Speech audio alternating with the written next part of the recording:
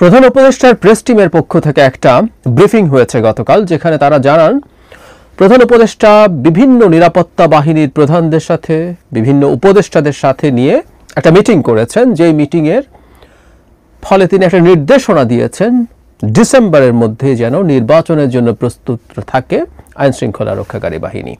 মানে ডিসেম্বরের মধ্যে প্রস্তুত থাকার কথা বলা হয়েছে।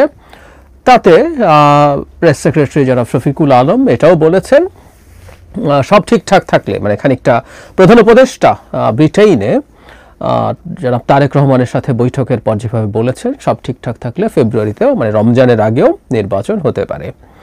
মানে এই যে কথা তারা বললেন, এসে এই কথার মধ্যে নতুন কিছু কি আছে, নাকি সেই একই পুরনো কথাই বললেন? এবং যদি একই পুরনো কথা বলে থাকেন বা নতুন বলেন, যাই হোক না কেন, উদ্দেশ্য কি? হঠাৎ করে কেন এই কথা নিয়ে তারা সামনে আসলেন?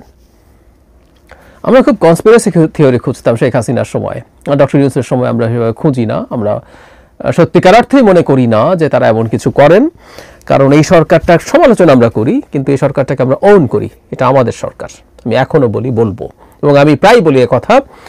অনেক সমালোচনার পরও যদি আবার সেই 5 তারিখে ফেরত যেতে হয়, ডক্টর ইউনূসকেই আমি আসলে এই ইন্টারিম সরকারের প্রধান হিসাবে আবারও চাইবো, এটা দেখে আসার পরও।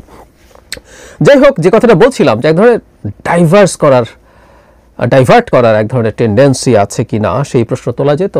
আমরা জানি খুব সহসাই 2 দিন আগেই একটা খবর আমাদের এখানে খুবই তোলপাড় তৈরি করেছে। 2 দিন না, 1 দিন আগেই। সেটা হচ্ছে আমেরিকার সাথে বাংলাদেশের ট্যারিফের কোনো আন্ডারস্ট্যান্ডিং হয়নি, এবং সেটা নিয়ে খুব বড় প্রভাব বাংলাদেশের ইকোনমিতে পড়বে যদি এটা এভাবে থেকে যায়। এবং অনেকেই খুব সিরিয়াসলি সরকারের সমালোচনা করছেন। আমি গতকাল আমার একটা টেকে জানিয়েছি, হয়তো সরকার আরও কিছু ভালো করতে পারতো, কিন্তু এটা সরকারেরই ব্যর্থতা। সরকার চাইলে অনেক কিছু করে ফেলতে পারতো, এটা আমি মনে করি না। কিন্তু মানুষ প্রচুর এটা নিয়ে সমালোচনা করছে, মনে হতে পারে। হ্যাঁ, অ্যাপারেন্টলি শেখ হাসিনার সময় হলে আমরা বলতাম যে এটাকে ধামাচাপা দেওয়ার জন্য এটা করা হয়েছে। যদিও আমি ধারণা করি এই যে হাই লেভেলের একটা বৈঠক হয়েছে, এটা বেশ আগেই নির্ধারিত ছিল। যাই হোক, এই বৈঠকে অনেকগুলো সিদ্ধান্তের কথা আমরা জেনেছি। আইন শৃঙ্খলা রক্ষাকারী বাহিনীকে থাকতে বলা হয়েছে। খুবই কিউরিয়াস একটা সিদ্ধান্তের কথা জানলাম। প্রধান উপদেষ্টা বলেছেন যে এটার সম্ভাব্যতা যাচাই করার জন্য 18 থেকে 33 বছর বয়সী, মানে প্রথমবারের মতো একটা জেনুইন ভোট দিতে যাবে। 8 সালের ভোটটাকে যদি আমরা মোটামুটি অ্যাকসেপ্টেবল ইলেকশন হিসাবে ধরে নিই, প্রচুর ডিবেট আছে, তারপরে যদি ধরে নিই, তাহলে ওই ভোটেও যারা ভোট দিয়েছে আমার হিসাবে তাদের বয়স 35 হয়ে গেছে। তাদের জন্য আলাদা একটা ভোটার তালিকা করা যায় কিনা, তাদের জন্য আলাদা বুথ করা যায় কিনা, এই আলাপটা হয়েছে। আমি নিশ্চিত নই কেন, কিন্তু এটা আলাদা করলে আমার ধারণা যে এক ধরনের হিসেব পাওয়া যাবে যে এই বয়সের লোকজন এর টার্ন আউট কেমন। আর এমনি যেটা মানে প্রেস টিমের পক্ষ থেকে বলা হয়েছে যে তাদেরকে রাষ্ট্র একটু আলাদাভাবে দেখতে চায়, যে তারা প্রথমবারের মতো ভোট দিতে এসছে, তাদের সেটাকে রেকগনাইজ করা, তাদের সেটাকে সার্ভ করার জন্য। এর বাইরে একটা খুবই ইন্টারেস্টিং সিদ্ধান্ত, আমার কাছে এটা ভালো লেগেছে। সেটা হলো নির্বাচনের আগে ডিসিএসপি যে পরিবর্তন হবে সেটা র্যান্ডমলি লটারির মাধ্যমে হবে। It's a very good decision. এটা নিয়ে আসলে কারো আর কোনো রকম কোনো তর্ক বিতর্কের সুযোগ থাকবে না। ওর পছন্দের তার পছন্দের তদবির ইত্যাদি ইত্যাদি চলবে না। It's a very good decision. আরও ভালো সিদ্ধান্তের কথা জানানো হয়েছে। পুলিশের বডি ক্যাম্প থাকার কথা বলা হয়েছে। সবগুলো কেন্দ্র সিসি ক্যামেরার আওতায় আনার কথা বলা হয়েছে। এটা অবশ্য বিরাট কাজ। 45,000-এর মতো কেন্দ্র আছে, প্রতি কেন্দ্রে কয়টা করে থাকবে জানি না। আবার এটাকে কেন্দ্র করে এক ধরনের বাণিজ্য হতে পারে, কিন্তু সিসি ক্যামেরার আওতায় আনা খুব সহজ না। এখন কতগুলো আনবে, বুথ আনবে নাকি অনেক কিছু, যাই হোক আমরা জানি না, কিন্তু সেগুলো ভালো মতো মনিটরিং করার জন্য ট্রেনিংয়ের কথা বলা হচ্ছে। সিসি ক্যামেরার আওতায় নির্বাচনী কেন্দ্রগুলোকে আনার কথা অনেক দিন থেকে হচ্ছে। যদি সেটা আমরা অ্যাফোর্ড করতে পারি, ঠিকঠাক মতো মেনটেইন করতে পারি, উইল বি গুড। আর নতুন সদস্য নিয়োগ করা হবে বিভিন্ন বাহিনীতে, 17,000 নির্বাচনকে মাথায় রেখে তাদেরকে নিয়োগ করে তাদের বেসিক ট্রেনিংটুকু নিশ্চিত করা হবে। এটাও ভালো পদক্ষেপ। মোট 8 লক্ষ নিরাপত্তা বাহিনীর সদস্য, সামরিক বাহিনী, পুলিশ এবং আনসার সহ। এখন প্রশ্ন হচ্ছে, যেটা আসলে মূল আলোচনা, এই সিদ্ধান্তগুলোর চাইতেও যেটা জরুরি বিষয়, যেটা মূল আলোচনা, সেটা হচ্ছে হঠাৎ কেন এরকম একটা ব্রিফিং সামনে আনতে হলো। এটা অন্তত মনে হতে পারে যে সরকারের দিক থেকে নির্বাচনের যে প্রস্তুতি চলছে সেটার একটা সিগন্যাল দেওয়ার চেষ্টা করা হচ্ছে। আমরা খেয়াল করব কিছুদিন আগে আমাদের মনে আছে নিশ্চয়ই প্রধান উপদেষ্টা একদম একান্তে বৈঠক করেছিলেন, প্রধান নির্বাচন কমিশনারের সাথে। এরপর প্রধান নির্বাচন কমিশনার তার ব্রিফিংয়ে জানিয়েছেন যে নির্বাচনের ওভারঅল প্রস্তুতি সম্পর্কে তিনি জানতে চেয়েছেন, কিন্তু নির্বাচনের টাইমলাইন বা ডেডলাইন সম্পর্কে কোনো আলাপ আলোচনা হয়নি। ফেব্রুয়ারিতে নির্বাচন, আমি ব্যক্তিগতভাবে মনে করি এর মধ্যে ঘোষিত হয়ে যাওয়ার কথা ছিল ফেব্রুয়ারিতে যদি নির্বাচন, এটা ফেব্রুয়ারিতে নির্বাচন। কারণ একটা দল যখন নির্বাচনে পার্টিসিপেট করবে তার নিজস্ব পরিকল্পনা থাকবে। মানে ফেব্রুয়ারিতে যদি নির্বাচন হয়, জুন শেষ হয়ে গেছে, জুলাই শুরু হয়ে গেছে, তার মানে 6-7 মাস সময় আছে। এর মধ্যে প্রত্যেকটা দল তার মতো করে প্রস্তুত হওয়াটা তো জরুরি, কিন্তু এখনো ঘোষিত হয় নাই। কিন্তু এই পরিস্থিতিতে আমি মনে করি সরকার এটা বোঝাতে চাইছে, সম্ভবত এই বার্তা দিতে চাইছে। এখন প্রশ্ন হচ্ছে বার্তাটা কার প্রতি, সেটাই আসবো। সরকার বার্তা দিতে চাইছে যে নির্বাচন নিয়ে তারা চুপ করে নেই। প্রধান উপদেষ্টার সাথে প্রধান নির্বাচন কমিশনের সাথে প্রধান উপদেষ্টা বসেছেন। এখন আইন শৃঙ্খলার ব্যাপারে তিনি একেবারে টপ যত বাহিনী প্রধানগুলো আছেন, বিভিন্ন বাহিনী আইন শৃঙ্খলা বাহিনীর প্রধানগুলো উপদেষ্টাদেরকে নিয়ে বসেছেন। এই বার্তা দিতে চাইছেন যে কাজ শুরু করে দিয়েছেন তারা, আরও নানান রকম নীতিমালা নতুন যেগুলো হবে সেগুলো জানাতে চাচ্ছেন। তো নির্বাচনের ব্যাপারে যে সরকার বসে নেই, সেই ধরনের একটা বার্তা দেওয়ার চেষ্টা। এই বার্তা অনিবার্যভাবেই নাগরিকদের প্রতিও আছে। আমরা একটা গোষ্ঠীকে আমরা খুঁজে পাই যারা মনে করে নির্বাচনের আলাপ টালাপ দেওয়ার দরকার নেই, এই সরকার অনেক দিন থাকুক, সম্ভব হলে 5 বছর, এই আলাপ এখনো আছে। কিন্তু majority of the people of this country, আমি বিশ্বাস করি, আমি আমাদের চারপাশে যা দেখি, নির্বাচনটা চায়। নির্বাচনের সাথে কিছু বেসিক সংস্কারের ব্যাপারেও মানুষের একটা শ্রেণীর আগ্রহ আছে, বিচারের আগ্রহ আছে, কিন্তু এটাও মানুষ জানে যে নির্বাচনটা কোনো ফর্মে আসতে হবে। কিন্তু আমি ধারণা করি এই যে নির্বাচনের এই বিষয়টা, এটা মূলত সাধারণ জনগণের চাইতেও বিএনপির প্রতি একটা বার্তা। আমরা রিসেন্টলি খেয়াল করেছি বিএনপির পক্ষ থেকে আবারও এই নির্বাচনের আনসার্টেনিটি নিয়ে একটা প্রশ্ন করা শুরু হয়েছে। একটা দল রাজনীতি করবে, সে তার রাজনৈতিক অবস্থান থেকে নানান কৌশল নেবে। আমি ধারণা করি তারা সরকারের ওপরে নির্বাচনের ডেট নিয়ে একটা চাপ জারি রাখতে চায়। সেটা করতে পারে, কিন্তু মাঠে যে একেবারেই কোনো রকম কোনো আলামত নেই নির্বাচন পিছিয়ে যাওয়ার বা পিছিয়ে দেওয়ার, সেটাও না। মাঠে কিছু কিছু সাইন আর সিগন্যাল তো আছেই। যেমন আমরা যদি খেয়াল করি, জুলাই সনদ না হলে নির্বাচনে যাব না, জুলাই সনদ এটা না হলে জুলাই সনদ সাইন করব না, প্রধান নির্বাচন কমিশনারের এই নির্বাচন কমিশন যদি পুনর্গঠিত না হয় তাহলে নির্বাচনে যাব না, গ্রাসরুটের যে প্রশাসন আছে সেটা ঠিকঠাক মতো না হলে নির্বাচনে যাব না, লোয়ার হাউজের প্রপোর্শনাল রিপ্রেজেন্টেশন যদি না হয় তাহলে নির্বাচনে যাব। নানান রকম বাহানার আলাপ দেখা যাচ্ছে। সেটা ব্যক্তিগতভাবে আমি মনে করি এগুলো বেশিরভাগই বিএনপির কাছ থেকে পলিটিক্যাল লেভারেজ পাওয়ার জন্য অনেক রাজনৈতিক দল সামনে আনছেন, কিন্তু এক ধরনের অনিশ্চয়তার মতো পরিস্থিতি তো আছেও। সুতরাং বিএনপি সেখানে দাঁড়িয়ে যদি অনিশ্চয়তায় পড়ে, এবং অলরেডি এই আলাপ বিএনপির পক্ষ থেকে হয়েছে, তো আমি ধারণা করি এই যে আইন শৃঙ্খলা রক্ষার বিষয়টা এবং যে বার্তা দেওয়া হয়েছে সরকারের পক্ষ থেকে, এটা মূলত বিএনপির উদ্দেশ্যে, বিএনপিকে খানিকটা সান্ত্বনা দেয়া। আমি বলছি না এর মধ্যে সরকারের সদিচ্ছা নেই, আমি বিশ্বাস করতে চাই যে সরকারের সদিচ্ছা আছে, সরকার ফেব্রুয়ারিতেই নির্বাচনের দিকে এগিয়ে যাচ্ছে। কিন্তু আবার হু নোজ, মাঝে মাঝে এরকম হয়। আমি যে এলাকায় জন্মেছি, বড় হয়েছি, সেখানে এটা হতো। তখন খুবই বাজে ধরনের বাস থাকতো। মানে আমি রাঙ্গামাটি জেলার চন্দ্রঘোনায় জন্মেছি, বড় হয়েছি। তো ওখান থেকে চিটাগাংয়ের কতগুলো বাস ছিল রীতিমতো কাঠ দিয়ে তৈরি করা, এগুলোকে মুড়ির টিন বলা হতো, পিকুলিয়ার একটা শেপের বাস। ওই বাসগুলোর ক্ষেত্রে এটা হতো প্রথম খুব ছোটবেলায় মনে আছে।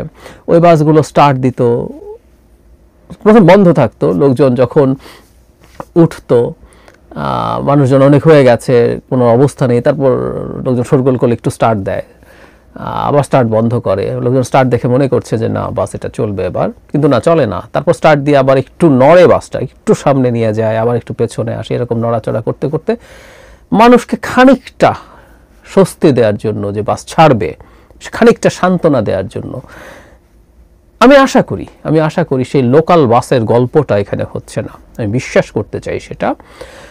সরকার বিএনপিকে যদি পজিটিভলিও, আন্তরিক ইচ্ছা থেকেও সান্ত্বনা দিতে চায় যে হ্যাঁ, আমরা নির্বাচনের পথে আছি, ডোন্ট গেট টেন্সড, সেটাও ভালো কথা। যদিও এই যে ব্রিফিং হলো এর মধ্যে একদমই নতুন কিছু হয় নাই। আইন শৃঙ্খলা রক্ষাকারী বাহিনীর সাথে সরকার বসবে নির্বাচন নিয়ে, ডিসিএসপি তারা চেঞ্জ করার জন্য আলাপ আলোচনা করবে। এটা খুবই বেসিক কাজ, একটা নতুন আইডিয়া, ইটস অ্যাপ্রিসিয়েবল। লটারির মাধ্যমে হবে, কোনো কিছু তো নতুন না। সিসি ক্যামেরা বা যা যা দিতে চান তারা, এগুলো সব নির্বাচনে নতুন করে যুক্ত হলেও এটা নির্বাচনের প্রস্তুতির অংশ। সুতরাং এমন কোনো নতুন কথা নেই, বরং ফেব্রুয়ারিতে নির্বাচন সেই আনসার্টেন ভাবেই বলা হয়েছে। তারপরও এই কথাগুলো মাঠে আসাকে আমি মোটা দাগে পজিটিভলি দেখি, আবার খুব ওভার এস্টিমেটও করি। এটা অনেক বাড়াবাড়ি কিছু হয়ে গেছে এটার জন্য ফেব্রুয়ারিতে নির্বাচন শতভাগ নিশ্চিতভাবে আমরা এগিয়ে যাচ্ছি, এভাবেও এটাকে রিড করা ঠিক হবে না। খানিকটা সংশয় রেখেই আমরা এটাকে সাধুবাদ জানাই। একটা কথা আমি প্রায় বলি, আমাদের সামনের সময়টা এতই টাফ, এতই ভাইটাল, যে জিনিসটার খারাপ ক্ষেত্রে, যে জিনিসটার প্রবাবিলিটি খুব কমও, সেই ক্ষেত্রে আমার মনে হয় আমাদের স্বাভাবিক যে সেন্সিটিভিটি থাকা দরকার, আমাদের এই বিশেষ পরিস্থিতিতে সেন্সিটিভিটির ইন্টেন্সিটি, তার সেন্সিটিভিটির শক্তি, তীব্রতা অন্য সাধারণ সময়ের চেয়ে অনেক বেশি হওয়া উচিত। সুতরাং কারো কারো মনে হতে পারে আমরা এটাকে নিয়ে অনেক বেশি শোরগোল কেন করছি, আমি মনে করি এই সময় এটা করা জরুরি। বাংলাদেশের তরুণরা কাকে ভোট দিতে চায়, এটা একটা খুব জরুরি প্রশ্ন। ইনফ্যাক্ট আগামী নির্বাচনে এই প্রশ্নটার জবাব পাওয়া খুবই খুবই ইম্পর্ট্যান্ট। এবং একটা জরিপ আমাদের সামনে আসলো, সানেম আমাদের খুবই পরিচিত প্রতিষ্ঠান, এরা মূলত অর্থনীতি বিষয়ক থিঙ্ক ট্যাঙ্ক, তারা একটা জরিপ করে আমাদের সামনে এনে হাজির করেছে তাদের ভোটিং প্যাটার্ন কি হতে পারে, এক ধরনের পূর্বাভাস। অ্যান্ড ইন্টারেস্টিংলি এখানে বিএনপি বেশ ভালো করছে। আমাদের এখানে একটা পারসেপশন ছিল বিএনপি সম্ভবত তরুণদের মধ্যে অত ভালো কিছু করতে পারবে না বা পারছে না। আমি একটু ডেটাগুলো একটু বলতে চাই, তারপর আসলে এই নিয়ে আলোচনা করব। তারা যেটা করেছেন সেটা হলো, সানেমের নির্বাহী পরিচালক ডক্টর সেলিম রায়হান জানান 15 থেকে 35 বছর বয়সী তরুণদের দৃষ্টিভঙ্গি বোঝার উদ্দেশ্যে জরিপটি পরিচালিত হয়েছে। তার মানে 15 থেকে 35, এর মধ্যে আমরা বুঝতেই পারছি একটা অংশ 15, 16, 17, 18 হলে ভোট দিতে পারছেন। 3টা বছরের লোকজন ছিলেন যারা ভোটার নন। সো ভোটার নন এমন তরুণরাও, মূলত কিশোর, আর আমাদের এখন আইন মতো 18 নিচে শিশু, তারাও ছিলেন। কিন্তু 35 একটা কাট অফ পয়েন্ট কেন, ইটস ভেরি ইম্পর্ট্যান্ট। আমরা দীর্ঘদিন থেকে আলোচনা করেছি বাংলাদেশে যাদের বয়স 35 বছর এবং তার নিচে, তাদের ভোট দেওয়ার অভিজ্ঞতা নেই। এটা বোঝা যাক ব্যাপারটা। 2008 সালের ভোটটাকে আমরা মোটা দাগে যদি সঠিক ভোট বলে ধরে নেই, এই ভোটের সাথে জড়িত গুরুত্বপূর্ণ জায়গায় জড়িত লোকজনের কাছ থেকে আমরা অনেকেই জানি এই ভোটটাও আসলে সুষ্ঠু হয়নি, নানা রকম কারচুপি এখানে হয়েছে। একটু 18 সালের মতো এত কাঁচাভাবে হয়নি বলে মোটামুটি অত ডিজাস্ট্রাস দেখা যায় না। তারপর আমরা তর্কের খাতিরে ধরে নিলাম 2008-এর নির্বাচনটা ফেয়ার ছিল। তার বয়স যখন সবচেয়ে কম বয়সে যিনি ভোট দিয়েছিলেন 18 বছর বয়সে, তারপর আমরা দেখতে পাচ্ছি আরো 17 বছর পেরিয়ে গেল, তার মানে 35 বছর, তার বয়স এখন 35। এরপর বাংলাদেশে আর কোনো ফেয়ার ভোট হয়নি। সো 35 বছর, it's a huge number of people. 35 বছর এবং তার নিচের জনগোষ্ঠী বাংলাদেশে একটা সুষ্ঠু নির্বাচনে ভোট দিতে পারেনি। ফলে তরুণরা নির্বাচনে কেমন প্রভাব ফেলতে পারেন, এটা দীর্ঘদিনের আলোচনার ব্যাপার ছিল। আমি বহু ক্ষেত্রে যখন ধারণা করছিলাম, বা আমরা অনেকেই ধারণা করি বিএনপি এই নির্বাচনে খুব বড় বিজয় পাবে, তখন অনেকগুলো কারণ দেখিয়ে কেউ কেউ বলার চেষ্টা করেন ব্যাপারটা এত সোজা না। মানে এটা তো সত্য, আসলে আমরা কোনো একটা দল কতটুকু ভালো করবে এটার জন্য আমাদের সর্বশেষ ডেটা হচ্ছে 2008-এর নির্বাচন বা তার আগের নির্বাচনটা। এরপর আমরা আসলে কিছু জানি না আমাদের ভোটারদের মানসিকতার কেমন পরিবর্তন হয়েছে, কোন শ্রেণীর ভোটার, কোন বয়সের ভোটার কিভাবে ভাবছেন, এই ডেটা আমাদের কাছে নেই। একটা দেশে যদি একটার পর একটা গণতান্ত্রিকভাবে নির্বাচন হতে থাকে, তখন একটা প্যাটার্ন বোঝা যায়, মানুষ কাকে ভোট দিচ্ছে, কোন দলকে ভোট দিচ্ছে, কিভাবে ভোট দিচ্ছে। এবং যখন এই ভোট হয় তখন যখন বাংলাদেশে নেই, কোনো একদিন বাংলাদেশে এটা শুরু হবে, হয়তো এই নির্বাচন থেকেই শুরু হবে। ভারতে প্রশান্ত কিশোর যেমন ইলেকশন স্ট্র্যাটেজিস্ট আছেন, যার ফার্ম আছে, তারা রীতিমতো এই জরিপ করেন। সেই জরিপের ভিত্তিতে কিভাবে কমিউনিকেট করবেন, কি কমিউনিকেট করবেন, অ্যাপিয়ারেন্স কেমন হবে, কারো কোন স্লোগান যাবে, এই সব কিছু ঠিক করার চেষ্টা করেন। ফলে এই তথ্য আমাদের পাবলিক স্ফিয়ারে প্রচুর থাকে, প্রচুর ভোটের আগের জরিপ হয়, ভোট শেষে এক্সিট পোল হয়, নানান রকম হিসাব নিকাশ করে কিন্তু ডেটা প্রচুর পাওয়া যায়। কিন্তু আমাদের হাতে ডেটা নেই। গত 15টা বছর 3টা নির্বাচন আসলে ম্যানিপুলেটেড হওয়ার পর আমরা আসলে 8-এর পরে 15 বছর আমাদের কিছুই জানা নেই। 3টা নির্বাচন চলে গেল। ফলে ওই তরুণ ভোটারকে দেখে অনেকে বলেন যে বিএনপি তো এই তরুণ ভোটারদের কথা কিছু জানে না। সংখ্যায় 4-5 কোটি হতে পারে, সংখ্যাটা বিপুল সংখ্যা। আমাদের 12 কোটি ভোটারের মধ্যে যদি এটা হয়, তার মানে অর্ধেকের কিছু কম বা অ্যারাউন্ড 40% ভোটার যদি এভাবে ভাবে, বা 35% ভোটার, এটা একটা ইলেকশনে বিরাট ডিসাইডিং ফ্যাক্টর। এখন আগে রেজাল্টটা একটু দেখি, তারপর জরিপের আরও 2-একটা ইস্যুর একটু কথা বলতে চাই। এই জরিপের ফলাফলে দেখা গেছে 38.76% তরুণ ভোটার, মানে 15 থেকে 35 বয়সে যাদেরকে নেওয়া হয়েছে, তাদের মধ্যে 38.76% বিএনপিকে ভোট দিতে চায়। 21.45% ভোটারের পছন্দের দল জামায়াতে ইসলামী। সদ্য গঠিত জাতীয় নাগরিক পার্টির প্রতি সমর্থন 15.84%। এটা বলা হচ্ছে জাতীয় পার্টি 3% ভোট পেতে পারে, এরকম বলা হয়েছে। এবং ইন্টারেস্টিং ব্যাপার হচ্ছে, আওয়ামী লীগ যদি নির্বাচনে পার্টিসিপেট করতে পারত তাহলে 15% কিছু ভোট বেশি পেতে পারে। আওয়ামী লীগের তরুণদের মধ্যেও আওয়ামী লীগের ভোটের পার্সেন্টেজ 15% কিছু বেশি। আমি ধারণা করছিলাম বাংলাদেশে এখনও 20% মানুষ আওয়ামী লীগকে ভোট দিতে পারে বা সমর্থন করে। এটা মেলে, কারণ আমরা যদি মানে মোর এজের যে গ্রুপ আছে তাদের মধ্যে আওয়ামী লীগের সমর্থন আরও বেশি হতে পারে।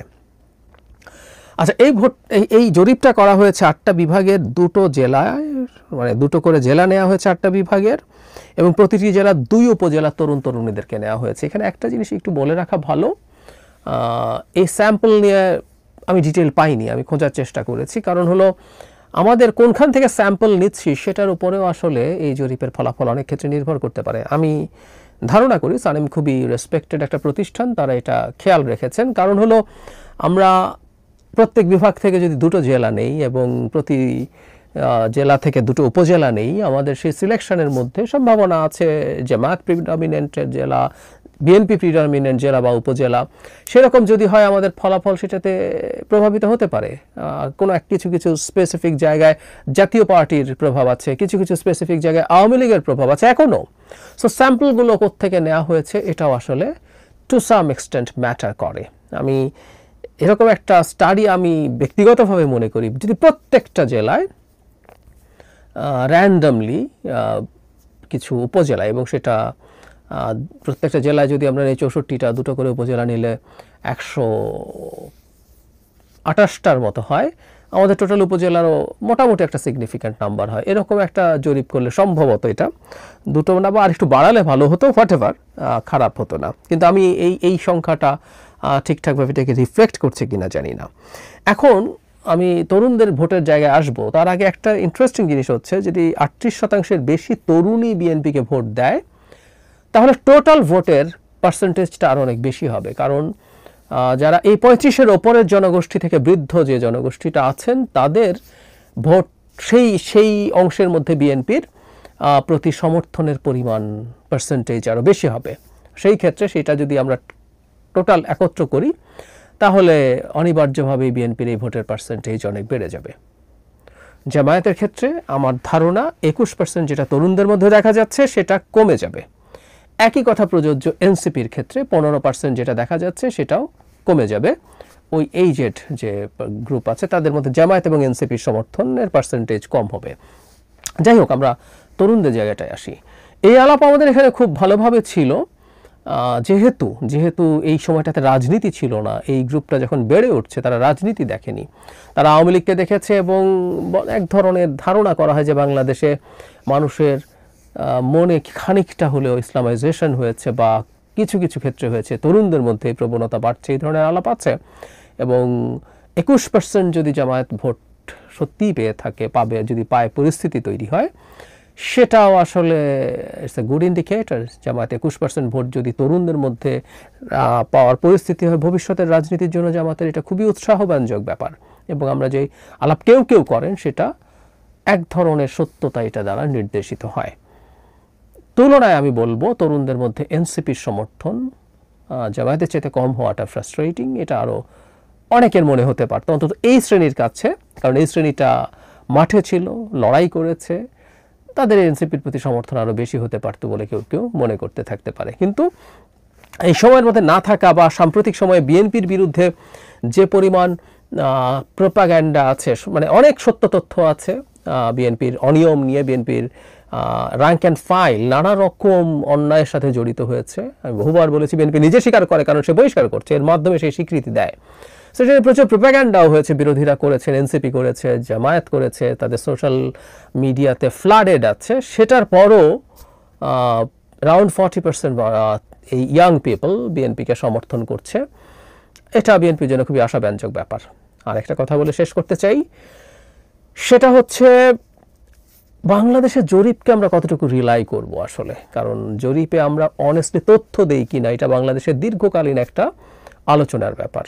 আমি নিজেও সন্দিহান আসলে যে দেশের লোকজন ঠিকঠাক মতো জরিপে তথ্য দেয় কিনা। তবে আবারও বলছি, এই যে জেনারেশনটা আছে, আমরা আশা করি তার প্রিভিয়াস জেনারেশনের মতো তারা না, তারা সঠিক তথ্য দেয়, দিয়েই তারা এই অপিনিয়ন দিয়েছে। বটম লাইন হচ্ছে এই, এখন পর্যন্ত যা দেখা যাচ্ছে, ডেসপাইট এভরিথিং, এই জরিপের ফল যদি আমরা গ্রহণ করি, তাহলে বিএনপি তার নির্বাচনের যে তার পথে বেশ ভালোভাবেই আছে, এবং আমরা অন্য শক্তিগুলোকে উঠে আসতে দেখছি। That is very important. মানে আওয়ামী লীগের 15% তরুণদের যদি সরিয়ে রাখে, 85%-এর মধ্যে কিন্তু বিএনপি হাফ পায়নি। That's very important. 85%-এর মধ্যে হাফ হচ্ছে 40%-এর বেশি, 42.5। বিএনপি 38 পয়েন্ট সামথিং পেয়েছে। তার মানে BNP half of the votes ইয়াংদের মধ্যে নেই। এটা অন্য রাজনৈতিক দলগুলোর উঠে আসার এক ধরনের ইন্ডিকেশন আছে। বাংলাদেশের রাজনৈতিক দলগুলো শক্তিশালী হোক, বিশেষ করে আমার শুভকামনা, আমি বহুবার বলেছি, এনসিপির প্রতি আছে। ওটা একটা মধ্যপন্থী দল, আমার নিজস্ব রাজনৈতিক যে অবস্থান আছে সেটার সাথে সেটা ম্যাচ করে। ভবিষ্যতের জন্য এটা খুব ভালো হবে যদি হয়ে থাকে।